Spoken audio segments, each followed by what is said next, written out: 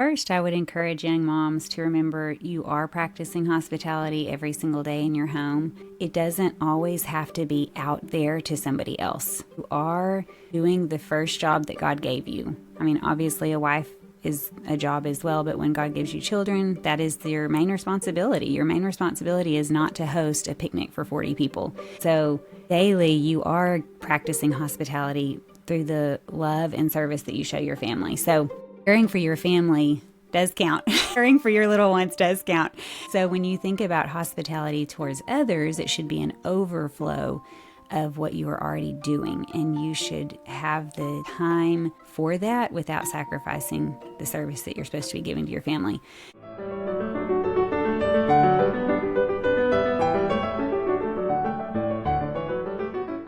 All right, everyone. Welcome back to the Feminine Glory podcast. I am one of the hosts of the Feminine Glory podcast, and I am also joined by my delightful co-host, Lydia Edmonds. Hello, everyone.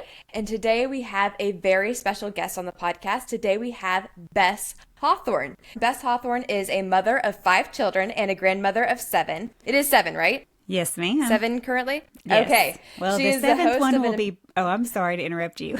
No, you're good. The 7th one is due to be born in November. So we have 3 that are up and coming in August, October, and November. So about to be 7 here that we can hold and see. Anyway, carry on. Oh, that's so exciting. She is the host of an amazing hospitality podcast called Come Over for Dinner, and she was a 2nd grade teacher for a number of years. How many years was that specifically? 2nd grade, I taught here at Logos School in Moscow, Idaho for 4 years. Wow. But taught before that and worked at my children's school as well. That is amazing. So she is originally from the South, which makes us very excited, but she currently lives in Moscow, Idaho. We are delighted to have her with us, so Bess, welcome. Thank you so much for having me. I'm so excited to be here today. It's, we are very excited as well. One note that when I read your email and who you were and the podcast you've begun, it sounded fabulous. But also your names, Esther and Lydia. My 2 younger sisters are named Esther and Lydia. And in fact, today is Lydia's birthday. Happy birthday, Lydia.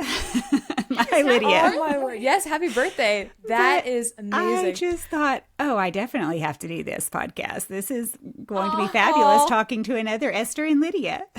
That's amazing. That is so fun. Well, we're so glad you decided to come on. Oh, yes. Very excited about this episode. Well, thank you for the invitation. So, in the bio, obviously we mentioned that you are from the South. So, where originally, and then what made you want to move to the Pacific Northwest, to Idaho? I'm originally from Texarkana. It's a border city on the Texas-Arkansas border, and an interstate runs through it, and so you're crossing back and forth all the time. And so I would say I'm from Arkansas and Texas. Mostly claim Arkansas because that's where our house was.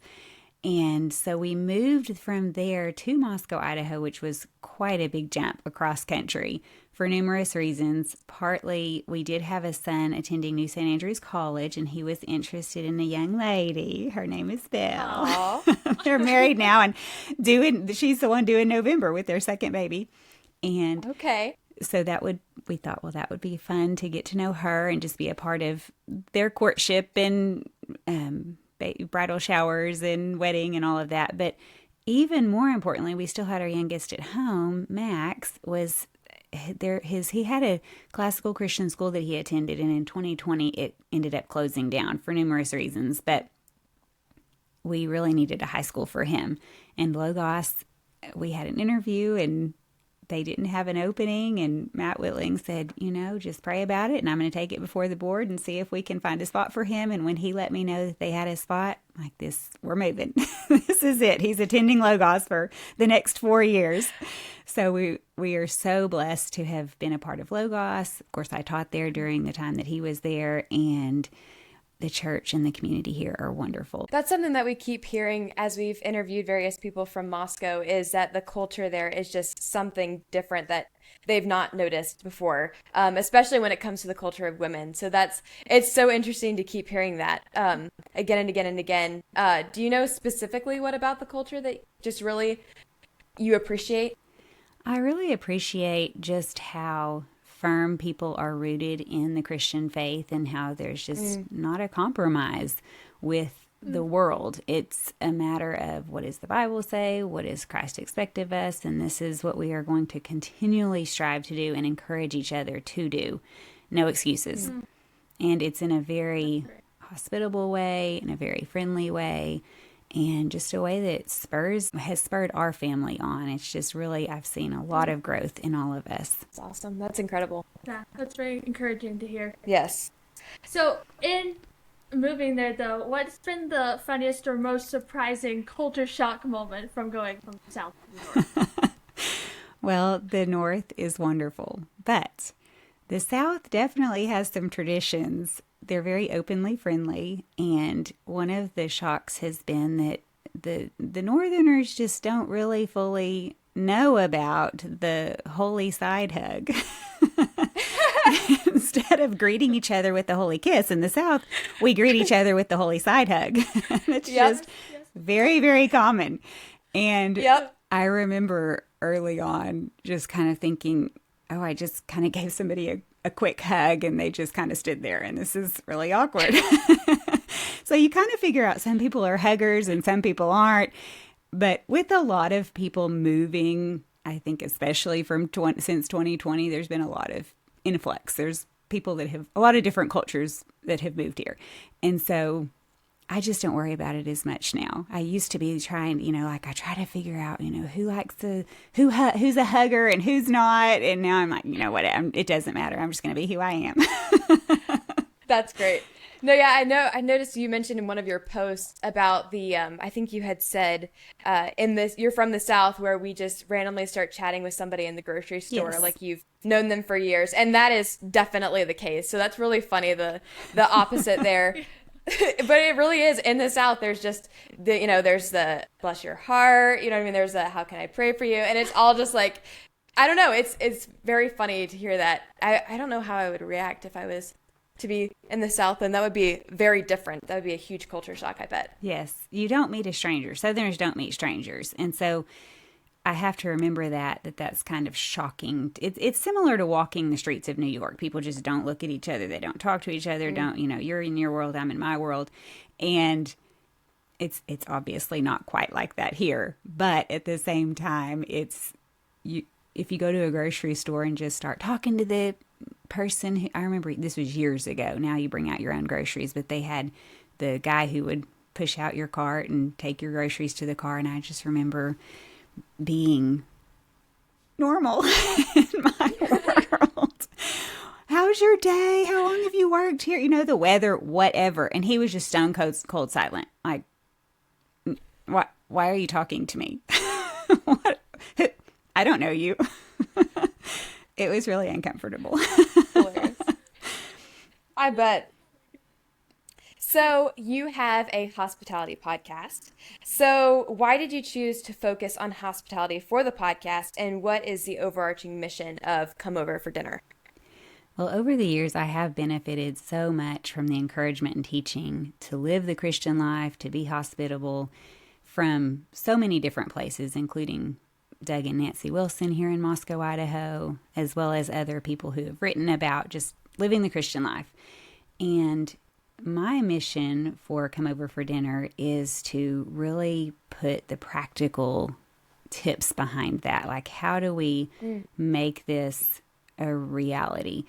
And so my podcast focused on things like recipes that work great for a large crowd, or with people who have allergies, or favorite kitchen items, or tips for making your home beautiful and welcoming, funny stories that encourage other people that even if there's a disaster, you can overcome it, things like that. Just really putting the practical aspect behind being hospitable and what it looks like in different ways, because there are so many different ways. My podcast is titled Come Over for Dinner, but we talk about so many different ways besides dinner that a person can be hospitable. It's truly been amazing to listen to. Like, I know we've benefited from recipes or ideas, or even just like, the funny stories for a good laugh on a day when maybe you just have a lot to do. So it is a very encouraging and just absolutely amazing podcast. Oh, thank you. Yes.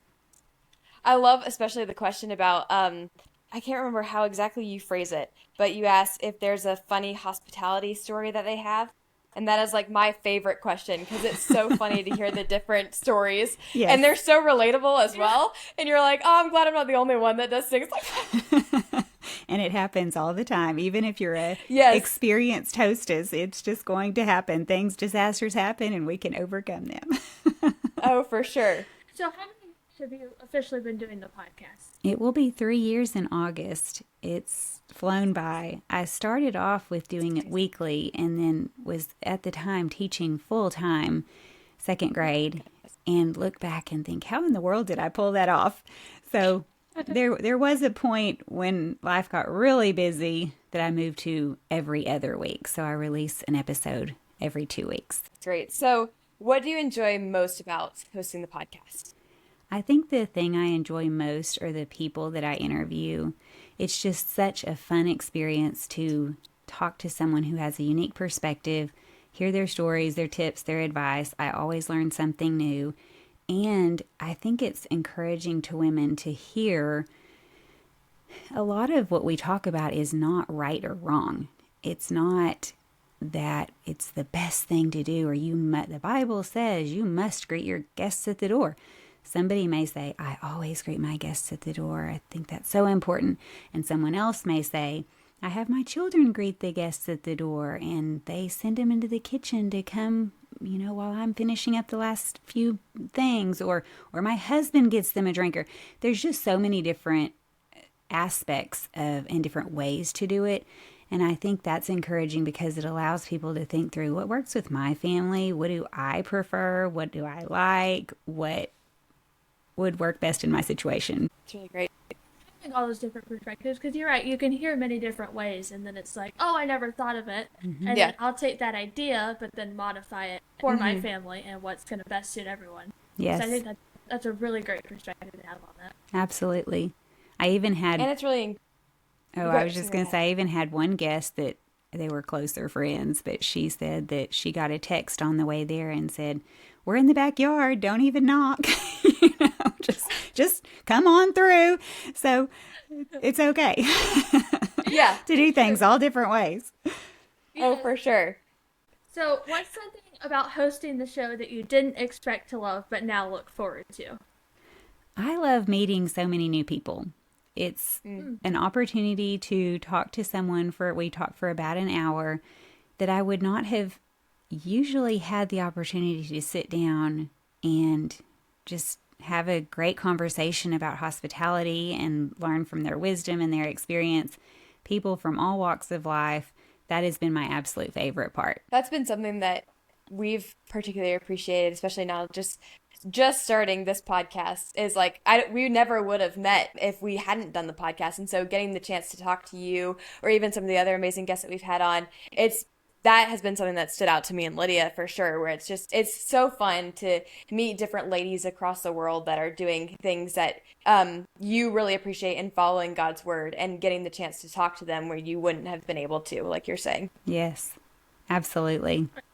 And it's also almost like forming new friendships in a way. Yeah. It's a very different way than from like at church or something, but like it's like we can kind of be shoulder to shoulder even though we're thousands of miles away, and it's still a neat friendship dynamic that can be established. Absolutely. Yes, so true. So you're a mom of 5 and someone who clearly values creating a welcoming home. We know that hospitality isn't just a suggestion, it's something that God calls his people to practice. For moms with littles, though, that can feel daunting or even out of reach.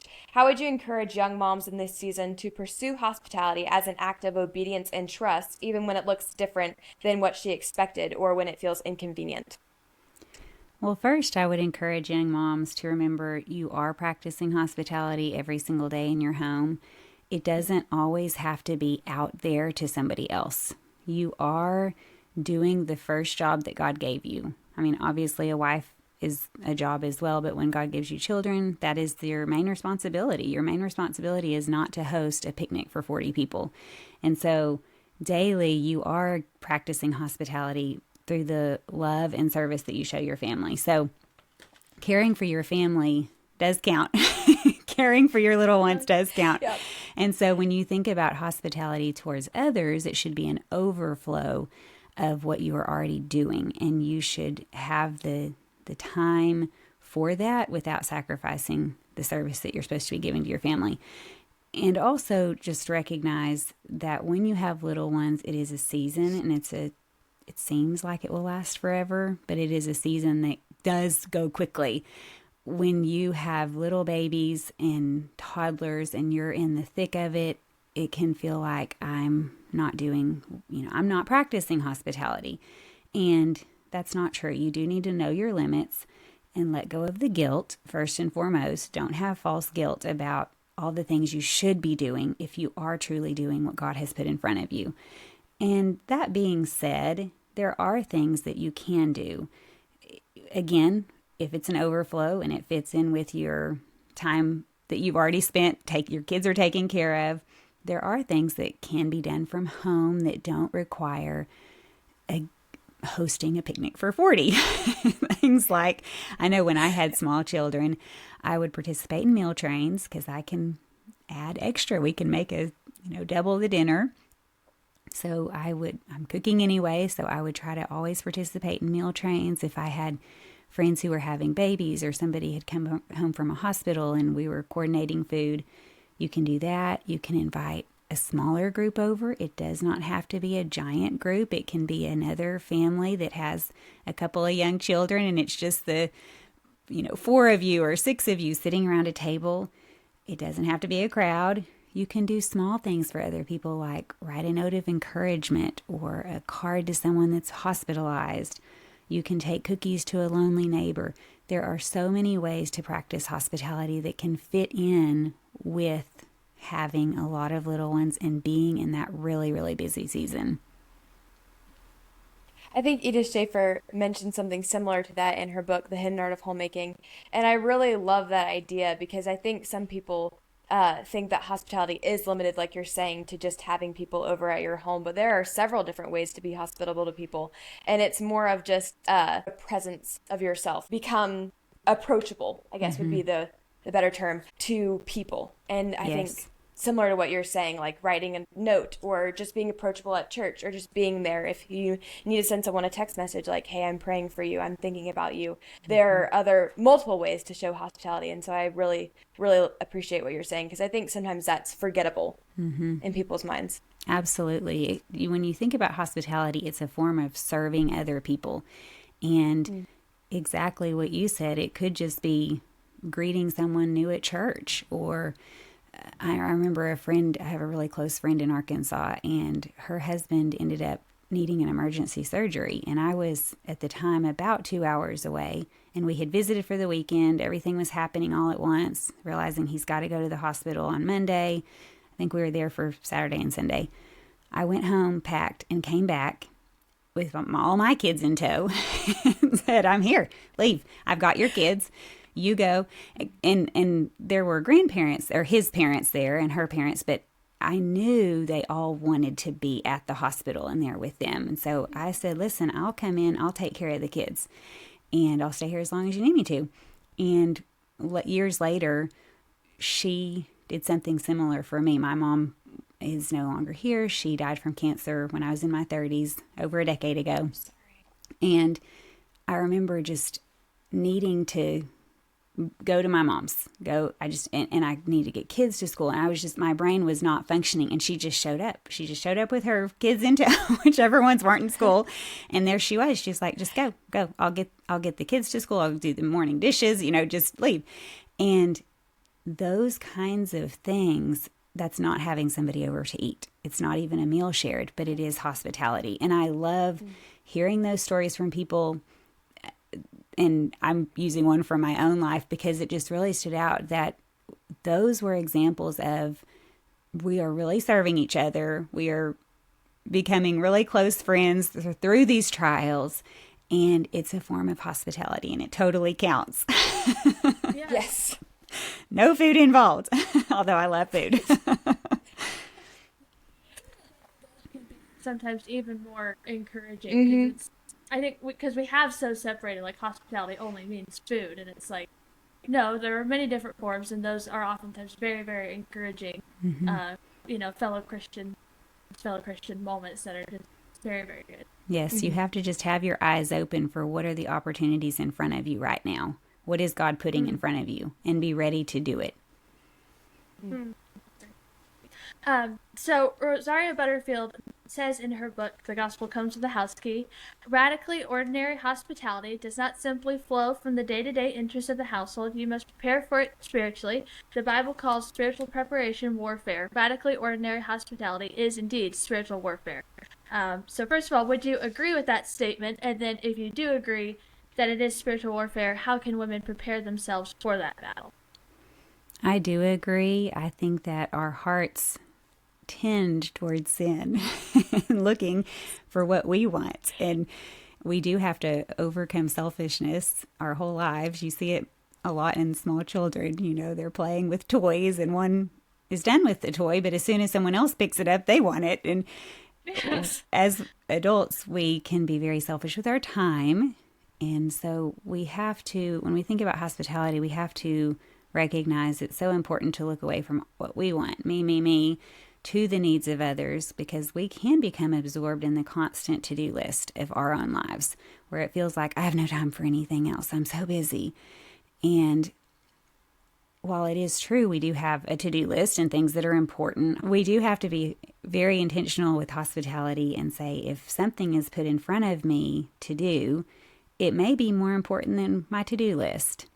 For example, if you have a friend who has a need, you may just need to drop everything and you're going to help. Or you invite the kids in to babysit the kids, or whatever it is.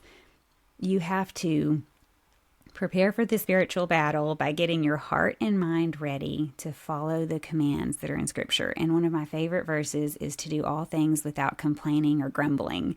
I said that to my kids over and over and over. No grumbling. All things, even the hard things, even the drudgery, it's hard work to serve others. It's when we talk about having people into your home for dinner, it's not just, fun and cupcakes. It is a lot of prep, a lot of, hard work that goes into cleaning and cooking and cleaning up afterwards. And so even through that, no grumbling, no complaining, don't feel sorry for yourselves. Our culture constantly wants us to think about me time. What are my needs? I need things. And there is a time for rest, but we need to be joyful in our service to others and give abundantly with love and gladness, as the Bible instructs. Yes. Even when people may not notice it, like the cup of cold water, or Christ is the only person that saw it and no one else thanked you or noticed it and noticed what you did. It is genuinely being hospitable to other people is being hospitable to God. Mm-hmm. So I think that's also really important. And it does, I think it was Rachel Jankovic maybe mentioned that if you're realizing the bad attitudes during hospitality, then you're doing something right. Because it is definitely, the Lord is convicting you, weeding those sins out of you. Yes. Yes, and he often puts opportunities in front of us to practice. When the disasters happen or you're feeling a little stressed, stress is rising, those are opportunities for you to grow. And they come all the time. Something's going to go wrong, or something's going to be delayed, or, company's walking in 5 minutes and all of a sudden you realize that the pot is not boiling and it was supposed to boil 10 minutes ago or whatever. And you have to learn how to be who you're supposed to be in that moment. Yes. And it does almost seem like with those moments, like it's as you're being stretched and pulled in so many different directions, and it's sanctifying you spiritually. That's like each new time, it's almost like a level up. So it's like, all right, you've conquered this level in hospitality. Now we're going to, the Lord's like, I'm going to stretch you again. But it's all a sanctifying experience as you're leveling up through the different challenges of it. Absolutely. So can you share a time when, speaking of not getting stressed, when life threw something ridiculous your way, whether in a specific hosting experience or a family experience or just a random turn of events, and you just had to laugh at yourself and roll with it and not get stressed? Well, the first story that popped into my mind when you said something ridiculous happened was we were on a camping trip, and we had planned to stay, I don't know, we may have stayed a couple of nights. Now we had one more night left. I don't know. Somehow we decided to end it early because huge thunderstorms came in, and lightning, rain, everything was soaked. It was just a disaster. And so instead of staying one more night, we decided we're going to pack this up early. It was evening time. And so we're going to pack this up early, just chunk everything in our vehicles, drive home, sleep at our own home, and then unpack the next day. So we did that, and it's getting dark. So we're throwing stuff. We had a minivan and a truck, and so we're just chunking wet shoes and wet towels and who even knows what. This is not how we would typically pack. And as we're pulling out of the campsite, it is dark, and we have a son driving, a teenage son, and we're behind him. He pulls out onto the highway, and it's not straight. He's turning, and as he turns, we're in front of him. We're in front of him. And in our rear view mirror, we see him turn onto the highway behind us, and almost immediately there's flashing lights from a police car. We're like, what in the world? Well, my husband and I are in a truck with a boat behind us, and so we have to just keep going and find a place to turn around. We come back, and in the dark, we see a police officer talking to my son, and I'm like, should I get out? I guess I'll get out, just kind of try to figure out what's going on. And he's giving him a citation. It was a warning, thankfully. We didn't have a big ticket to pay. And I wish I had, at the time, I didn't save it because it did take me a few weeks to laugh about this. I was just mortified. He was giving him a citation, something about dangerous objects in the road and littering. What had happened was, as he pulled out, the trunk of the van flew open, and wet socks and clothes and swim trunks and probably underwear. I mean, who even knows? Just stuff was all over the road as he wheeled out onto the highway. Stuff, the trunk flies open, and everything's just in the lights of the van. I'm at the taillights, I'm picking up all this stuff, embarrassed as cars are driving by. And the officer's writing the ticket. And in that moment, the part about that was stressful, but the grumpy part came from why the door flew open. It was because another son who was learning how to drive had backed up into something, like backed up into our mailbox, or who even knows, somehow dented the back of the van and had made the latch not work. And my husband had been meaning to fix it, and he hadn't fixed it. But in the meantime, we had rigged it up there's a rope that we tied inside. And so in our hurry to leave and get home out of the rain, no one had tied the rope. So inside the van, if we had tied the rope, it would have kept the trunk from flying open. So I wanted to be grumpy about my husband hadn't fixed it yet. And why didn't he fix it before the camping trip? And he should have fixed the latch. And why did the kids who were supposed to tie the rope, why didn't they tie the rope? And now we're in the middle of the highway with all these cars going by, and here I am picking up their dirty laundry. It didn't take long.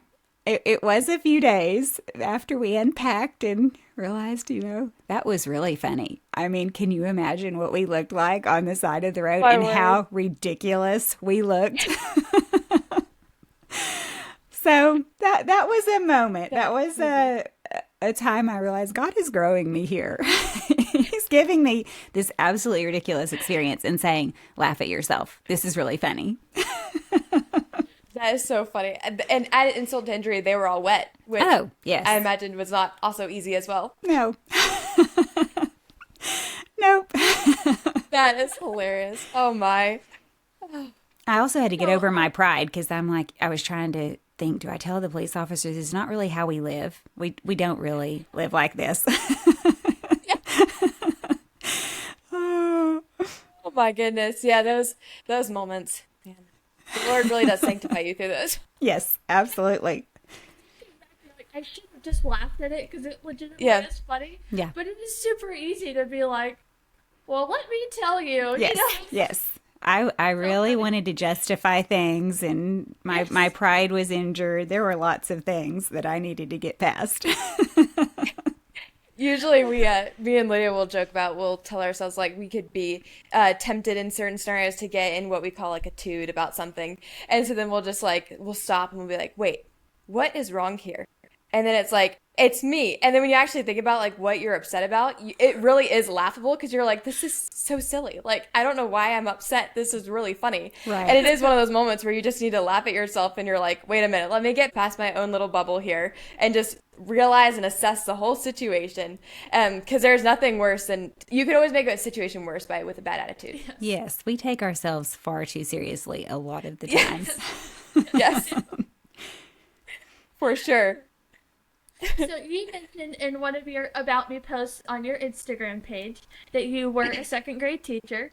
So what inspired you to pursue teaching, and then why specifically that age group? Well, before teaching second grade, I have worked at my children's schools. Well, I did homeschool in the beginning when they were younger, but as soon as we did put them into school, I worked at their school in all different capacities, whether it was just volunteering in the beginning or working in the office. I taught 5th and 6th grade for a little while. I think for my family, it was just so important for me to support their Christian education. It helped pay for their Christian schooling, but also it was really fun to be a part of their lives at the school, get to know their friends, eat lunch with their friends, just really participate in life together. I would take a Sam's Club insulated bag up to the school with all of our lunch in it. Instead of packing 6 different lunches, it would just be this giant packed bag and pull out our picnic and be making sandwiches or whatever. It was just quite hilarious. But I guess teaching second grade, when I moved to Moscow, Idaho, that was the full-time opening. There was also a part-time, I think, for 5th grade. And I just thought, I would love to do full-time and also be a part of the school schedule because Max was in high school full-time, and thought, well, that'd be great because then I can be off when he's off and be able to attend all of his football games or whatever was going on with him. So second grade has been absolutely precious. I have loved it so much. The kids that age are amazing. It's such a year of growth. You really get to pull them along from little first graders to writing paragraphs and reading chapter books. And I have just loved it so much because they're just so eager to learn, and they're just precious. They're still the age that they color pictures and bring you drawings from home or write you little notes that say, "You're the best teacher in the world, Mrs. Hawthorne." So sweet. Yes, I have enjoyed it very much. It is so funny, like, as we've, dealt with little kids at our church or whatever, they have such an inquisitive mind. Mm-hmm. And to see just how they are figuring things out, like, it is just so sweet to see how they want to find out how everything works. And they pepper you with questions all the time. Yes. And, like, the smallest things amaze them. Mm-hmm. Like, and that's what's been really funny is like even we were with some other kids the other day, and they were just amazed at the cars driving by, and they were like, "Oh, there's a police car. Oh, there's a fire truck." And you just like, as an adult, that doesn't really amaze you anymore. And so it's just funny to kind of see the world through the kids' eyes, and you're like, I guess that would be an amazing thing to watch if you were that age and you hadn't really seen that a ton. But the smallest things just amaze them, which is so fun. Yes, it is wonderful to be around children. It reminds you to be delighted like a child, to not forget the delight of all of the things God has put in our lives, like cars going by. They just get excited about things that you need. It does remind you sometimes, like, I should be excited about that too. That is a blessing. That is really fun.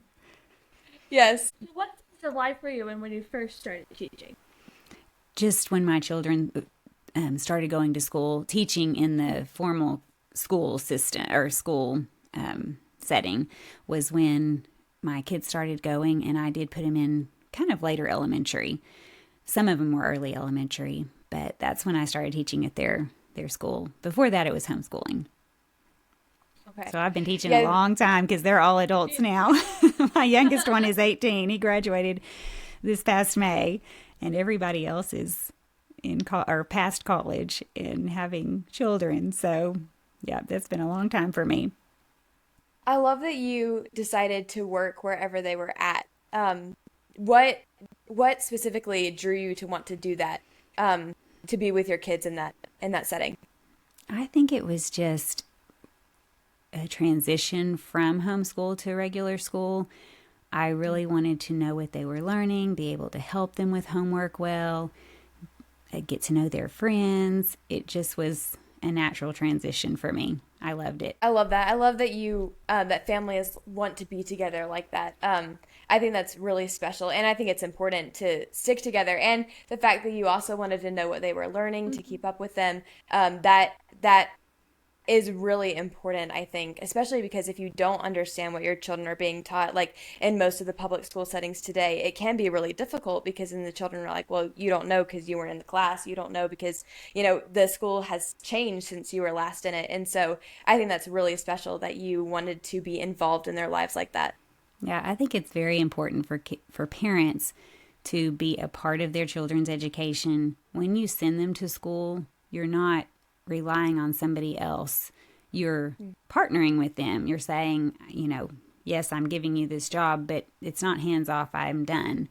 You still have so much that you need to do to support them. They're especially if they're in a classroom environment, there's a lot of one-on-one time that is going to be needed at home, whether it's reading help or help understanding a concept of how to write a paper or grammar or whatever it is. Every child has different strengths. And so where your child is weak, especially, might be time for you to sit down and really help them to overcome a lack of understanding in an area. And it can be so encouraging to the child and just really, really, really help them so much academically. There was this one family, we in second grade teach multiplication. They have to really have their addition and subtraction down. And they learn multiplication, and it's big for a second grader. They're 7 and 8 years old, and it is just a really big thing. And so there was one little student and lots do struggle. It's hard, but it just takes repetition. I would tell them, it seems so overwhelming, but tell me, what is 7 plus 7? And they all can say 14. Like, yeah, but when you were in kindergarten, that was so hard. You did not know that. You did not know. It seemed overwhelming to think, I will never learn 7 plus 7, and now they can just say it instantly. And I was just telling them, with time and repetition, multiplication can be the same.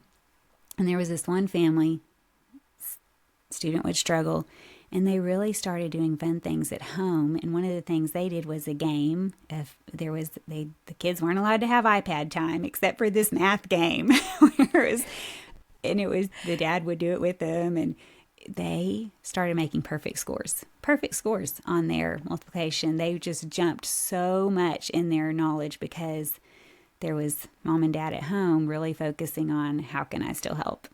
And that was the mom I wanted to be. I know there were lots of things that I didn't get right, but that was the mom I wanted to be. Just really know where my kids were, support them in whatever their needs were and what they were learning. It's a very good goal to have. And tying into that now, being a grandparent. So most people, there's an idea that being a grandparent is all about fun and spoiling grandkids. And while that can be a sweet part of the role, it's not the whole picture of being a grandparent. So from a biblical perspective, what do you believe a grandparent's responsibility is towards their grandchildren? And how can they intentionally help train them up in the Lord, even if they're not primarily responsible for the children? Well, being a grandparent is a very, very fun stage. I do love it. But spoiling the kids can be working against what the parents are trying to do. So, sometimes we say, I'm going to spoil the kids, and it means something. A good thing, like you're taking them to the park and ice cream afterwards. But a lot of times there's a negative connotation, like you're working behind the parent's back, or you're doing something that's making it harder when you take the child home to the parent. So you do want to make things fun and special for your grandchildren, but your role is to be a blessing and a help to your children as they are seeking to raise their children in the nurture and admonition of the Lord. The command is still there for them, and as a grandparent, you still have the command to support them in that. And I love the part in Timothy where it talks about the Timothy. We have a Timothy. Our second son is Timothy. And when it talks about Timothy in the Bible, having his mother and his grandmother teach him the scriptures, and they brought him up in the faith. And the grandmother was right there supporting the mother. And another part in scripture that talks about the qualification for the church to support widows was that they have a reputation for good works, which includes raising children, showing hospitality, something we've already talked about. And most grandparents are not actually raising their children, but they are still supporting the mission of the parents, which means that they are continually teaching in their words and their actions their grandchildren when they come over, when they're at their son or daughter's house. So practically speaking, I would say grandparenting is amazing and fun. But some of the practical tips that I've learned or been encouraged in from other people who have been grandparents way longer than me is don't ever go behind the parents' back. So if the parents, for some reason, have something they're doing, maybe you did it different. Maybe you don't even necessarily agree with it. Well, if it's not a matter of sin, you respect the parent's decision. This is not you. You're done raising your children. They get to establish their own household, make their own decisions. And so you support them in that. So for instance, I'm just going to throw out a random example, but if they said, no sugar, we're not doing sugar right now. Well, you don't sneak a lollipop in while the kids are at your house and don't tell mom. That's terrible. Don't do things like that. Don't go behind the parents' back. Don't disparage the parents' decisions. Don't, tear them down or say something negative about mom or dad in a way that would cause the child to disrespect mom or dad. Don't give your son or daughter, your grown son or daughter, unsolicited advice and constantly harping on things that you shouldn't harp on. If they've made decisions, if they're seeking your advice, then you can think about that and give your best advice, but not just you hear the tales of the mother-in-law, Yes. constantly trying to give this, just this little pokey advice, let me tell you about how it's always this kind of, you're really doing it wrong. Let me tell you how you should be doing it. And that can really destroy relationships.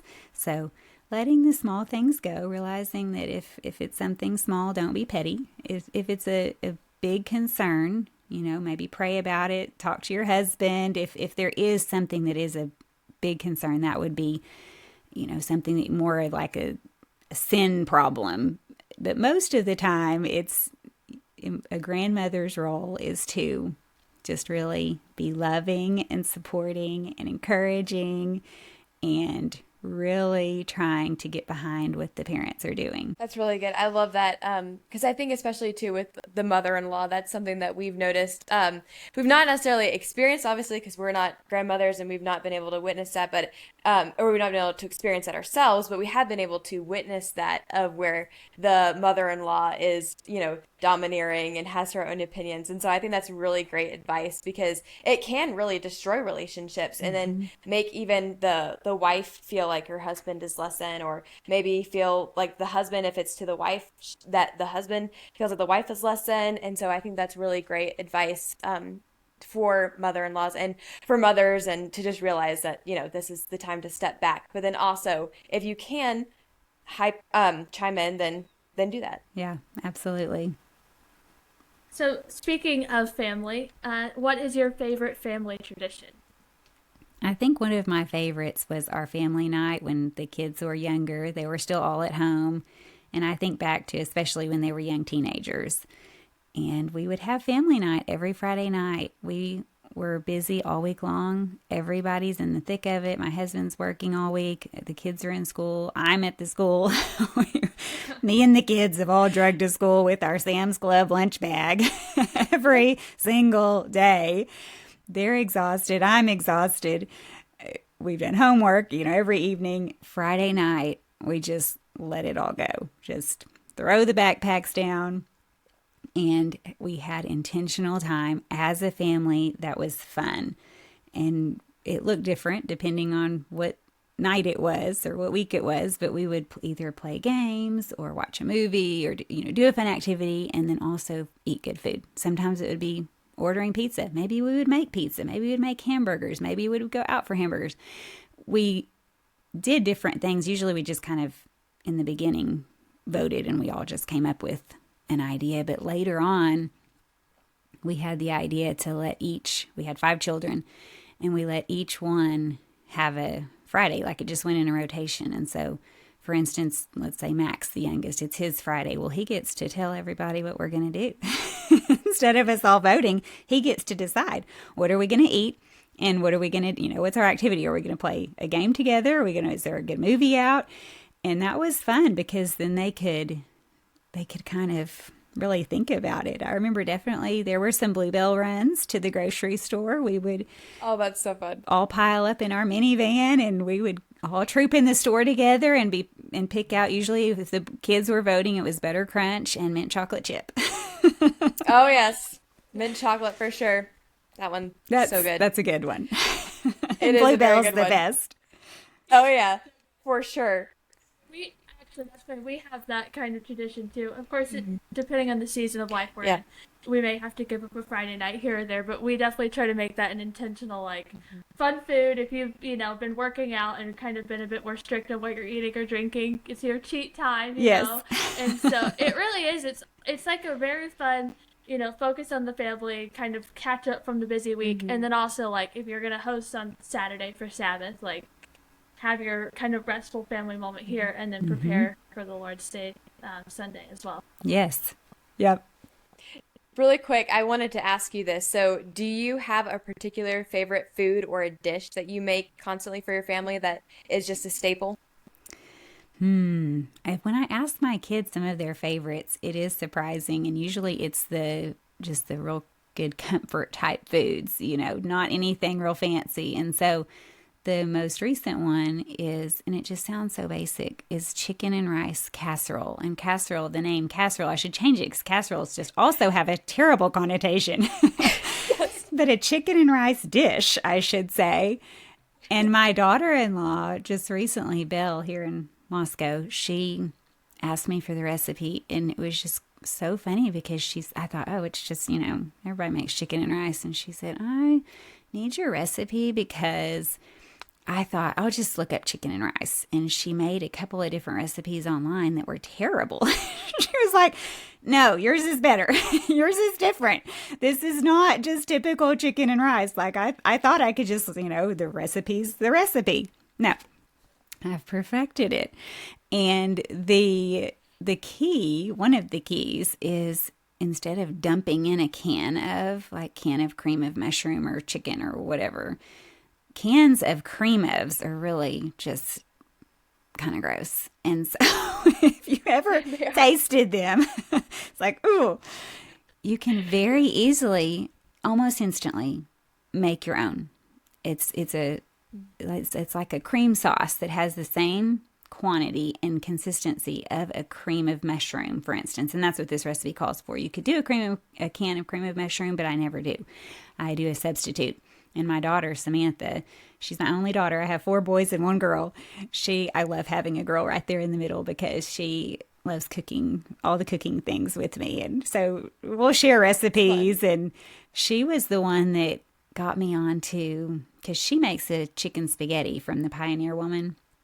And she was the one that got me on to making your own homemade cream of mushroom soup. And it is far superior. Anyway, so that's the latest one that people are liking. I love that. So is it more like a roux?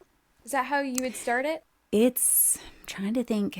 It's kind of, I believe it starts with some butter and flour because you do want that thickener, and then some seasonings and cream, milk maybe. Okay. And so similar. Okay. That sounds really good. It does sound very good. It's not exactly a thick cream sauce because I think you do use milk, but it's like a thickened cream of sauce. Sounds so good. We may need that recipe. Okay. I'll send it your way. So, if you could have tea or coffee with any woman from history, who would it be and why? Well, I would have to say it would be my mom. I mentioned Oh, earlier that she is no longer here. She was diagnosed with cancer, and I'd have to look up the how many years ago it was. But I'm in my 40s now. It was in my 30s, and so over a decade. And I was younger and in the midst of raising 5 young children, busy, busy, busy, and getting past that, and now being in the season that she was at the time. She was a grandmother. I recognize how much she did and how much she gave of herself to her family and how instrumental she was in bringing people together. And it was so special.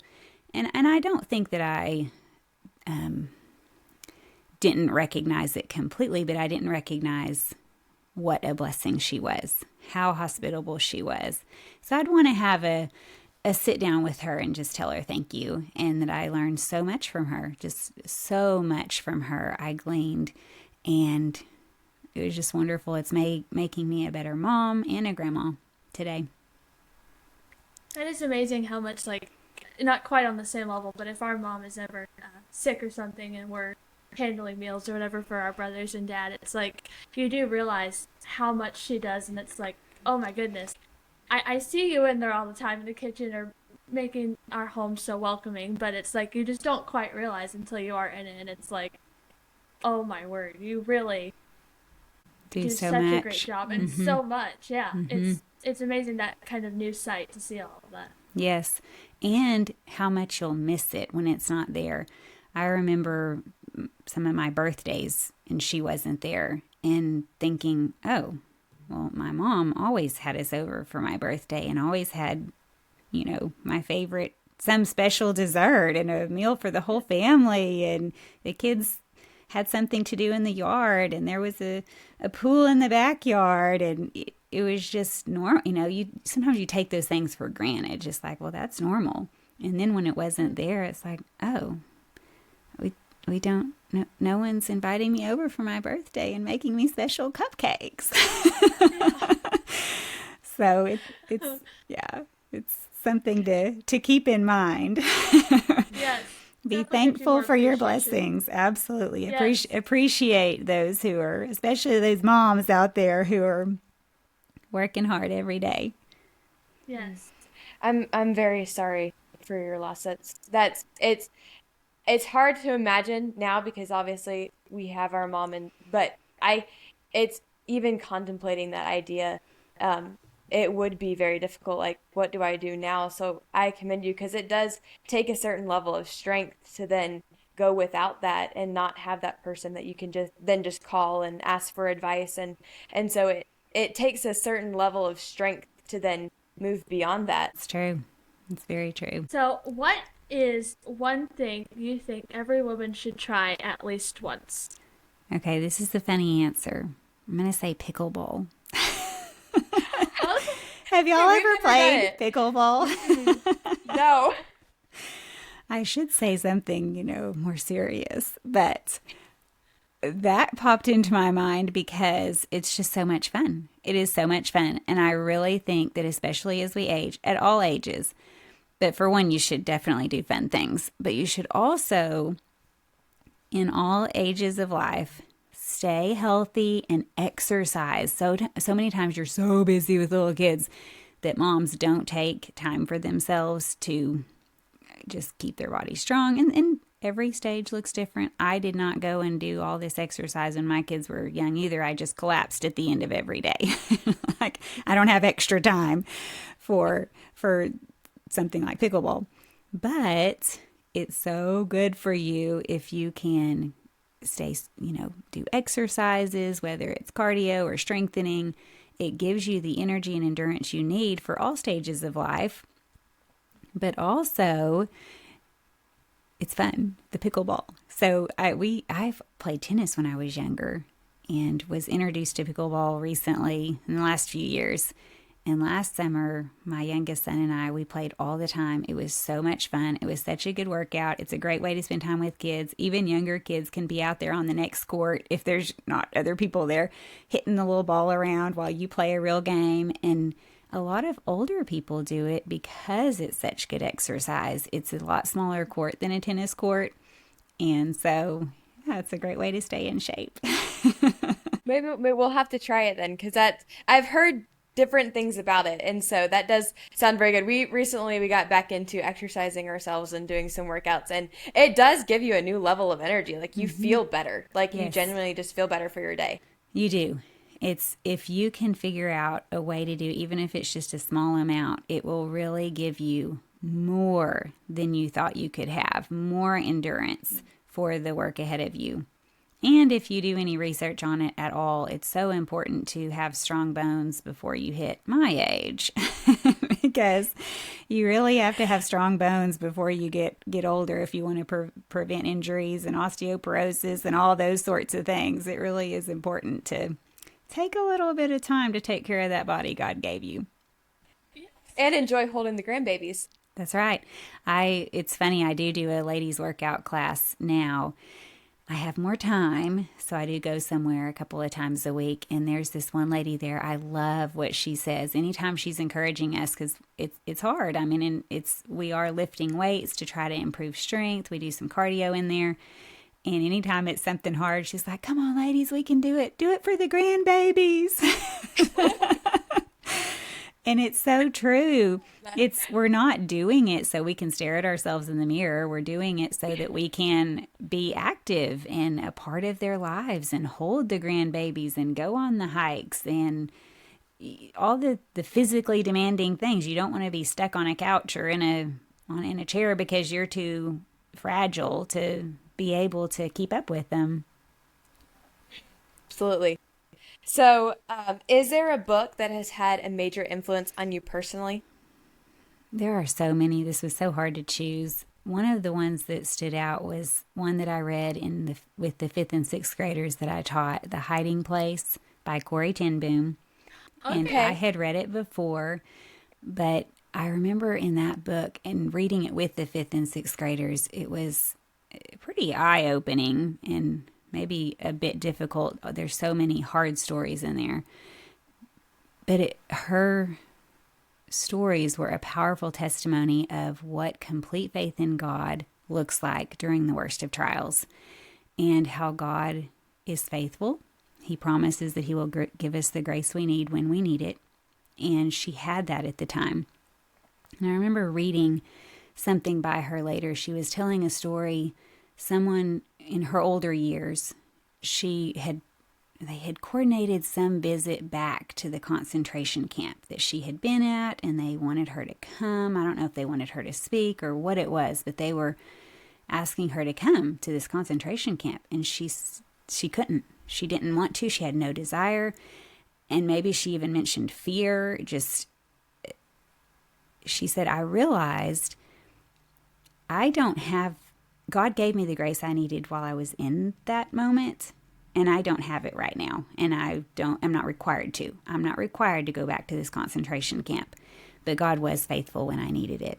So I love that book. It's a great one. That sounds like a great book. I have it. I haven't gotten the opportunity to read it yet because I've been busy reading other things that people have given me to read. But I definitely will have to pick that book up because I've heard so many good things about it. And I think I was listening to The Clouds You So Much Dread by Hannah Greaser. Yes. And she mentioned that book, and I was like, man, I really need to pick that book up, and I need to read it because it sounds amazing. It's a fascinating story. It's very good. If your life had a soundtrack, what would be one song on it? I'm terrible at knowing songs, and so this is definitely not a very spiritual choice, but the first phrase that popped into my head, I even had to look it up. I'm like, what is that song? But just thinking through just life and God's forgiveness. And when we fail, we repent, we start, God forgives us, we start again. Or even if it's not even a sin, we screw up the recipe and it's trash and we start again. There was this song, I think it was from the 90s, that popped into my head. There's always tomorrow. something about there's always tomorrow to start over again. Like, that's the soundtrack of my life. There's a lot of, oops, oh, I could do that better. Okay, there's tomorrow. I'm going to pick myself up, do it again. Reminds me of that quote. What was it in Anne of Green Gables? When the teacher's like, there's, tomorrow is always fresh with no mistakes in it. Oh, yeah. Yes. So that reminded me of. Yep. That is a good reminder. There's always the hope of a new day. Sometimes we go to bed and I do remember the encouragement from an older, wiser lady. When you're at night, when you're tired, exhausted, especially if it's been one of those days where you're like, oh, I really need to start again. Go to sleep. Tomorrow in the morning, things will look a whole lot different. Don't judge yourself real harshly. Try to have real serious conversation with someone. Think through your life choices when you're exhausted. No, just go to sleep. Yep. Tomorrow will be a whole new perspective. It won't seem quite as dramatic. You won't feel quite as depressed.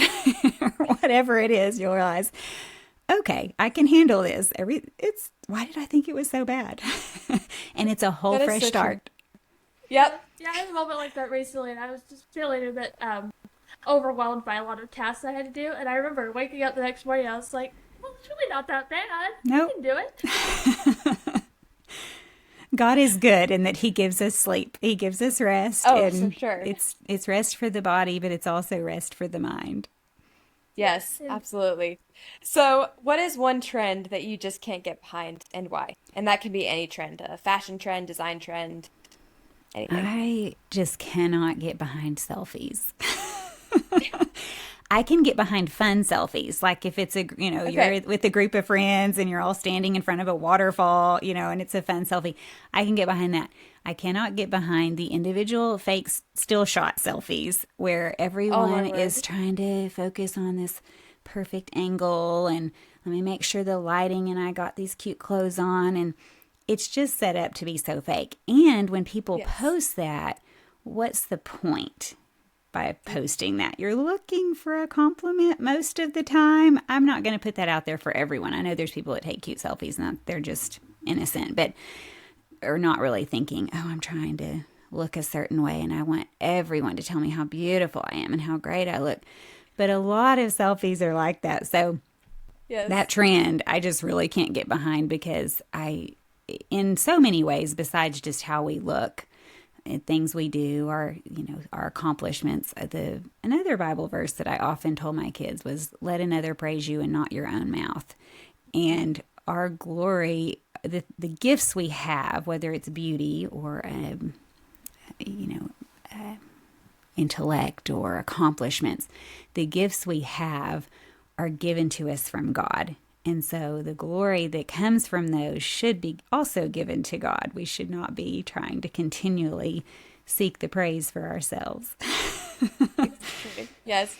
And oftentimes they just look really silly too, like the poochy lip or like the or even like sometimes they'll do like the surprise one. And it's funny because in the camera, I think it looks silly in the camera, but if they think it looks cool or whatever, it's like to the rest of us, it does look very fake to everyone in their real life. So yeah, that I definitely agree with that one. Yes. That one was really funny. The funny one that I saw recently was somebody who posted something like, oh, I just woke up, and she's in perfect makeup, her hair's styled, and everything's just set up perfect, but it's kind of like, I just woke up, and this, I'm like, no, you didn't. What do you mean you woke up this way? No one wakes up this way. Yeah, you're like, define just. Right. You set up a photo shoot to show yourself in cute pajamas, and it's just so ridiculous anyway. So fake. Yeah. With social media is like, what is the purpose in posting this? Because you can often tell you're like, well, like the people that post it and that there's no purpose, you're like, how is this helpful to anyone? Like, why? Yeah. Yeah, like I heard somebody say that they used to ask their daughters before they posted something like, you have to tell your mom why you're posting this certain post and why you're doing that. And I think that's really good because it does matter the motivation of why you're posting. Is it to help or is it just to get your own glory, like you were saying? Right. So kind of on the flip side of the selfie, what is something that has stood out to you recently that has captured the essence of feminine glory? One of the fun things recently that I was able to be a part of was a class that a lady in our church and community put on. Her name is Danielle Dickinson. Her husband is Forrest Dickinson. He's the artist that works at Canon Press and has done all kinds of fun things like Hello Ninja, and he came out with his own book recently, which is fabulous. I highly recommend it. Did his own. He's done artistry for a lot of books, but including Hello Ninja, the book. There's a TV show too. But this one was his own art and book. But anyway, so that's a side plug. But his wife is also very artistic, and she is wonderful at decorating. And so she did a class about decorating your home and creating a home that is functional but also beautiful, how to make it welcoming for your people, including if you have little ones, and ways that she's learned maybe this isn't kind to the little ones, like say putting a beautiful glass vase on the coffee table when you have a 2-year-old. Well, maybe that's not kind. Maybe that could be up on a shelf instead of that having to be no. Obviously you have no's, but should I make more no's? So that was really fun because that is not a strength for me. I'm not the person who can just go and create and have a vision. And so her walking through tips and specific books and things that she's decorating type points was really encouraging to me, because I feel like that is a big part of our femininity, is that we are to create beauty in our lives. And so on my cooking podcast or hospitality podcast, Come Over for Dinner, we talk a lot about welcoming people into a home, but we focus a lot on the cooking and the cleaning and the shopping and practical, how do we create this event, for lack of a better word. But I really want to start focusing too on, and a lot of people have brought that in, like lighting and music and different things like that, but in flower arrangements.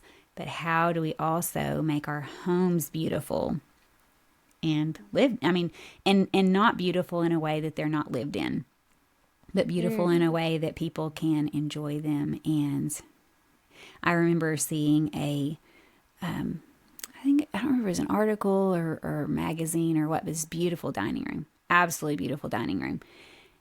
And it didn't look like anyone had ever eaten in there. And it also looked like, how could you eat in there and actually have a great time? Because it was white carpet and these plush, beautiful chairs. If a child was on there at all, they would be stained. And it's like, it was set up, it looked like, for a picture, a photo. And so beauty, but without being able to use it, and an unwelcoming beauty. A similar picture I saw was a all gray and white, aesthetically, I wouldn't say it's aesthetically pleasing, but, magazine picture of a nursery. And there was a little child in the rocking chair. And everything was just set up just so, rocking chair and a little bunny and a child and a cute crib. And there were no toys. And in the child's lap was like an iPad. It's like, what? There's something wrong with this picture. Yeah. So anyway, just having the class talking about just beauty, but it's also functional. It was really, really fun to participate in. Because ultimately it ties into hospitality as well. Like, you can tell the homes that are decorated for the family, and they feel welcoming in their own way. Yes. In their different style. And it's like, I wouldn't have necessarily decorated like that, but I can tell your family loves it. Mm-hmm. Yes. Those homes are just especially beautiful. So that's awesome that Danielle Dickinson was able to do that. Yes. And I'm trying to remember the name of her husband's book. This is ridiculous because I bought it for my grandchildren, and I'm putting a plug on here for it, and now I don't know the name. So I need to look this up real quick. I know I've seen it, but the title's not popping into my head either. Why do I not have? Oh, Crispin's Rainy Day. Yes. Yep. Mm-hmm. And the reason I love it is I gave it to, well, I'm sure eventually I'll give it to all my grandchildren, but the one who received it for a Christmas present this year, the family has a little girl, she's 3, and the little boy, I think he just turned 2. And the book is a boy and a girl, a sister and a brother, and this fun little adventure. And It's just so cute. It's such a good book. Oh, that's awesome. We'll have to look into that for our little people that we know. Yeah. We can give that to them. It's a great gift. This has been so much fun, and it really has. It's gone by very fast. We have thoroughly enjoyed it, so thank you so much for coming on. Thank you so much for having me. I've enjoyed our conversation so much.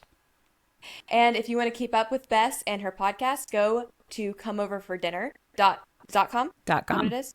Yes. Okay. And you can keep up with her. It really is a great podcast. If you have not listened to it, you need to go and listen to it. So many fun conversations. And thank you. And thank you all for tuning in to this episode of the Feminine Glory Podcast. Until next time, go pursue feminine glory. Bye, guys. Bye.